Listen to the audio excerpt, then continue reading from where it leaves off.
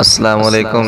ادارہ اسلامیہ کے YouTube channel کو سبسکرائب کریں اور گھنٹی کے بٹن کو دبا دیں تاکہ ہماری ہر نئی آنے والی ویڈیو آپ تک پہنچتی رہے۔ جزاکم اللہ خیرا۔ السلام علیکم ورحمۃ اللہ وبرکاتہ۔ الحمدللہ وکفی والصلاة والسلام علی من لا نبی بعد، اما بعد فاعوذ باللہ من الشیطان الرجیم، بسم اللہ الرحمن الرحیم۔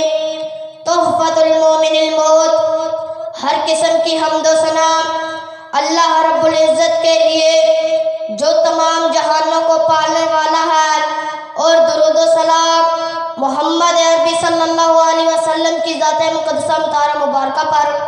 معزز سامعین، آج جو مجھے موضوع دیا گیا ہے وہ ہے مومن کا تحفہ موت۔ رسول صلی اللہ علیہ وسلم نے فرمایا، تحفۃ المومن الموت، موت مومن کے لیے تحفہ ہے۔ موت ایک ایسی چیز ہے جس سے ہر انسان دور بھاگتا ہے، لیکن اس کا بھاگنا نکارا رہ جاتا ہے، آخر کار موت سے پکڑ ہی لیتی ہے۔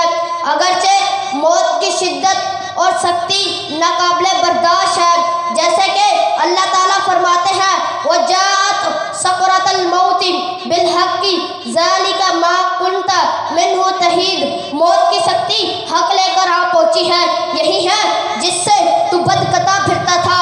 حضرت عائشہ بیان کرتی ہیں کہ جب نبی کریم صلی اللہ علیہ وسلم کی وفات ہوئی تو آپ میری ہنسلی اور ٹھوٹی کے درمیان سر رکھے ہوئے تھے۔ فلا اکرہ شدت الموت لأحد ابدا بعد النبی۔